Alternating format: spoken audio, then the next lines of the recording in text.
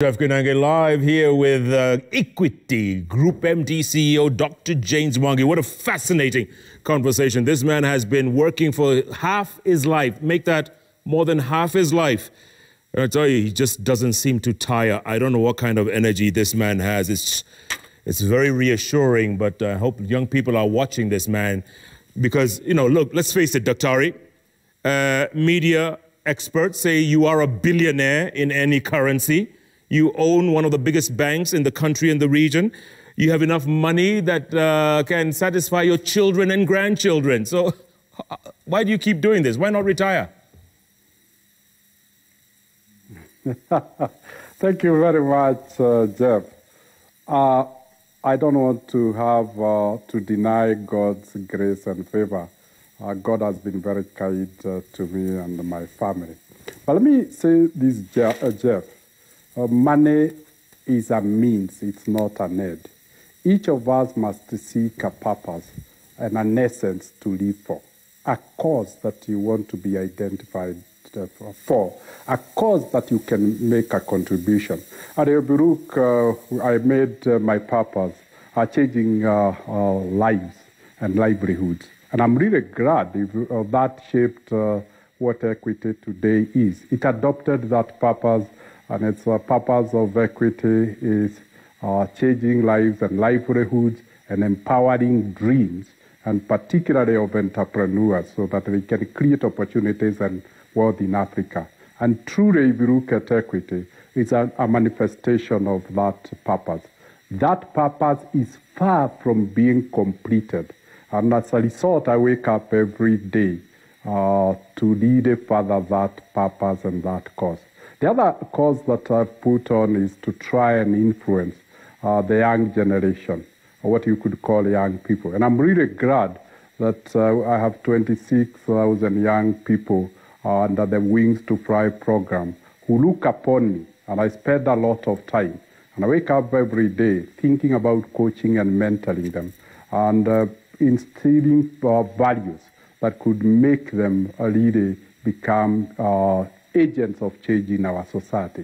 And that then gives me, and lastly, in that purpose of changing lives, then there's so much fulfillment when you see the smiles you put into people's faces, the hope that you give people, the inspiration that you give people. And when you see these, then it becomes the energizer. And for that reason, then, Jeff, you continue to have enormous energy because there is fire under the belly. That, for me, is what makes me wake up every day. And I'm really glad that I've been joined in this cause by nearly 10,000 colleagues in Equity Bank. We share a common purpose and hopefully a common destiny of a better society, of a generation that made a contribution that changed the face of Africa. Yeah, fire under the belly, no doubt. So what does Dr. James Mwangi do to relax? You don't play golf like most of your peers. What do you do? A couple of things, Jeff. Spending a sizable amount of time with the family. I think that is my biggest relaxer, under the security of the family, the comfort, the assurance of the family. But increasingly, I'm finding I'm spending a lot of time coaching and mentoring young people, the Wings to Fly team, and their Equity leadership cohort, because that gives me an opportunity to influence the future.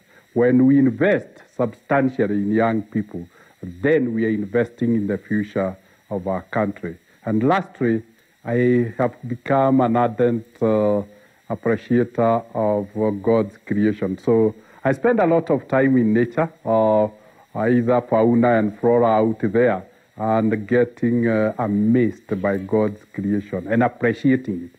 And as a result, I've started becoming a collector of art and cultural artifacts so that we can lead it, start showing the transformation of society. So there are many things, Jeff, that really keeps me very busy.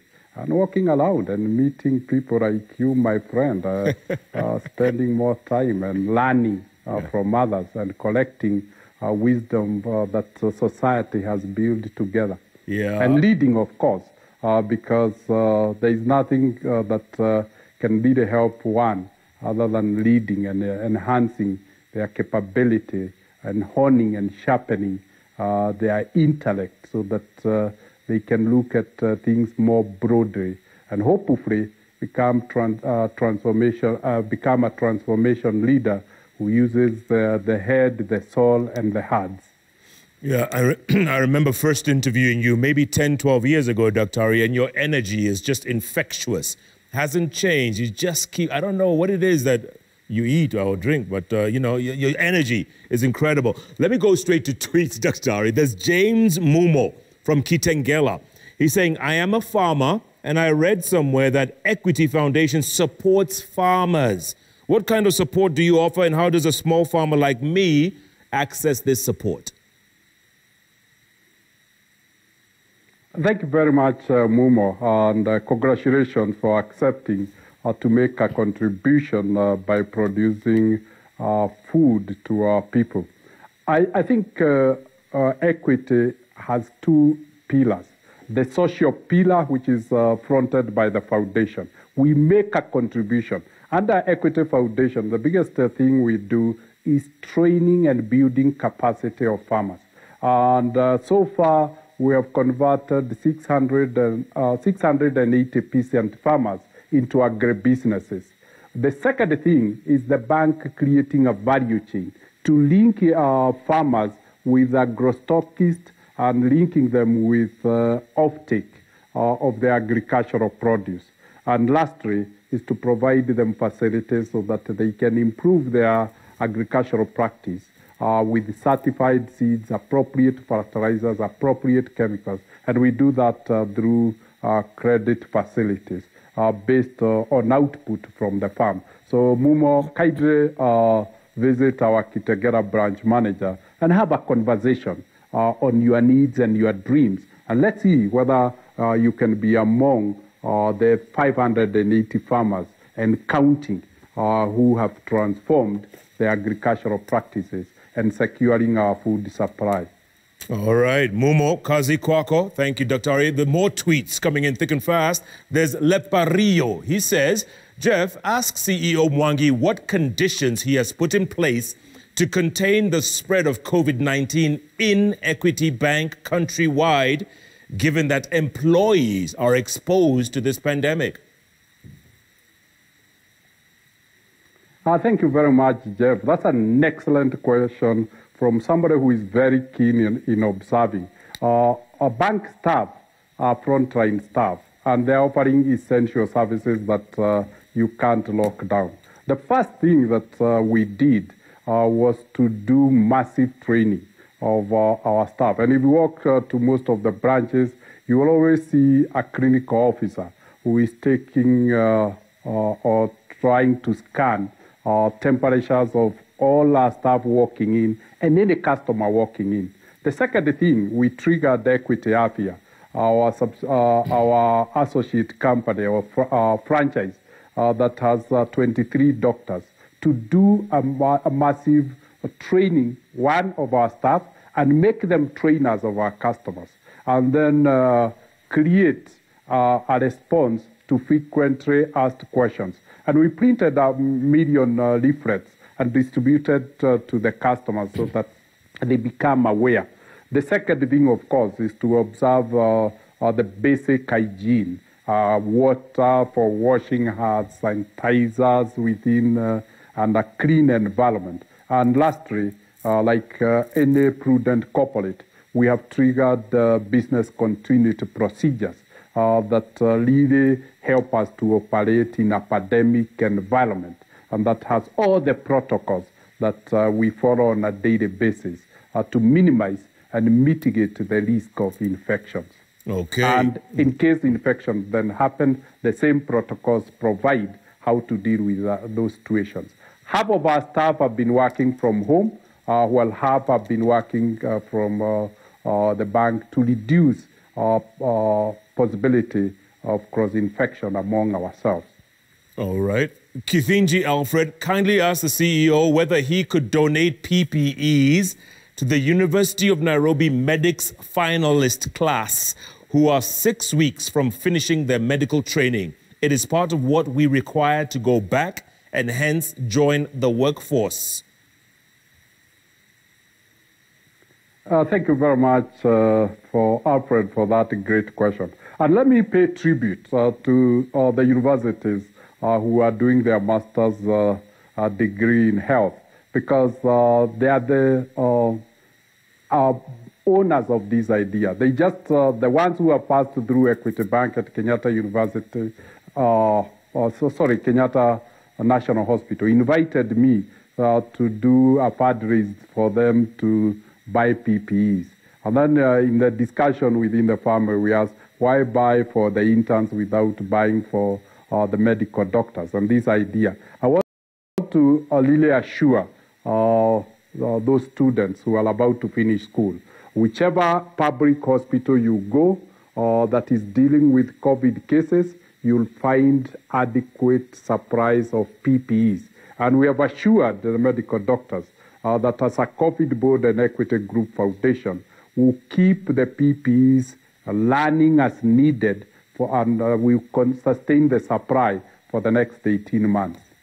Okay, very good. So they are provided for, Jeff.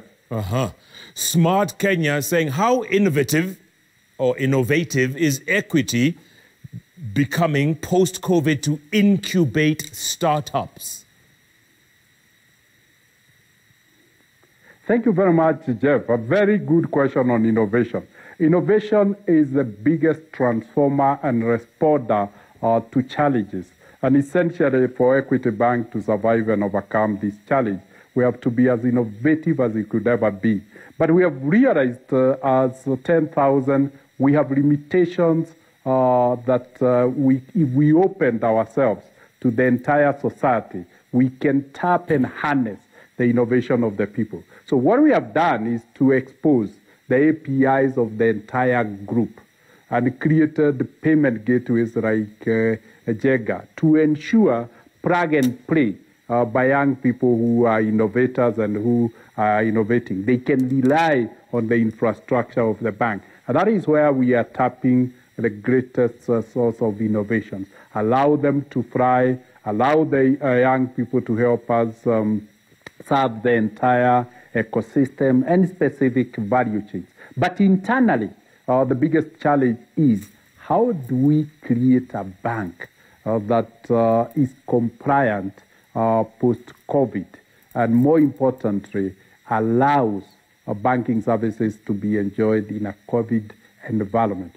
That is what has driven the biggest innovation. The first one I might want to say is contactless banking capability, such that our cards now, you no longer need to insert them in the point of sales.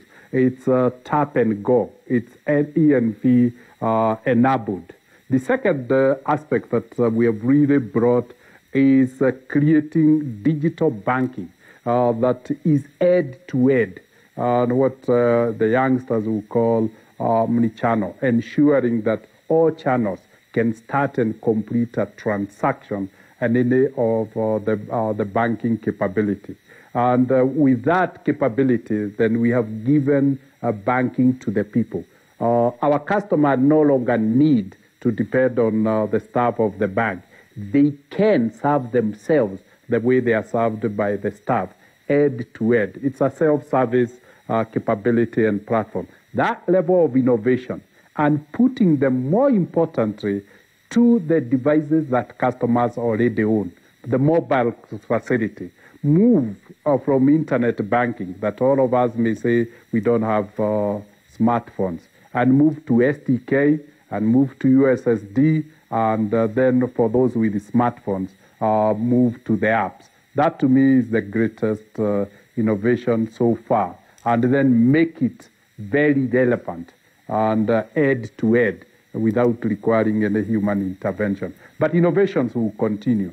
For the merchants, we have now moved from the traditional POS and created mobile POS, what we are calling EasyPay. And again, that is a huge innovation so that everybody can sell and buy on a mobile platform. We no longer need to deal with cash. That's a great innovation. Remove cash from the banking notes and coins because they are vehicles of spreading COVID because they are contacts with the services. They have services that then can host COVID viruses. How do you convince your people who love to touch Besha all the time, Doctor? How do you convince them?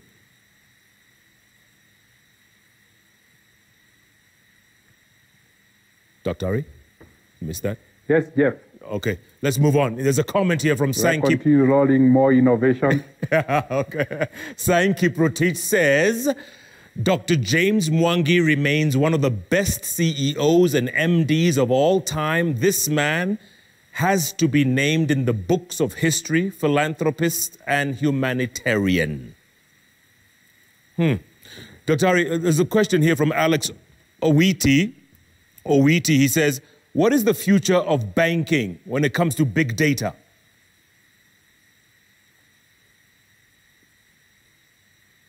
Dr. Ari? Dr. Ari, you still with us? Dr. Ari, you still with us? You still with us? It looks like we've lost communication. Yeah, I think so. Yeah, we lost communication. Okay, Dr. Ari, you can't hear me, so I can't even ask you for some last thoughts, last words, anything. Can you hear me, Doctor? Oh, what an interesting man. No doubt about it. This man, 30 years in the business, Dr. James Mwangi, Group MD CEO, Equity Bank, and also the chairman, founder, Equity Foundation. He's been through it all, folks. Started with one tiny little bank, a building society, now 300 branches in 6 countries across the continent. He's truly lived a purposeful life, and he continues because he gets his inspiration from young people. What a show. What a guest. Thank you so much for joining us tonight. You know, if it's Wednesday, it's all about those 3 letters on the keyboard that follow each other, JKL.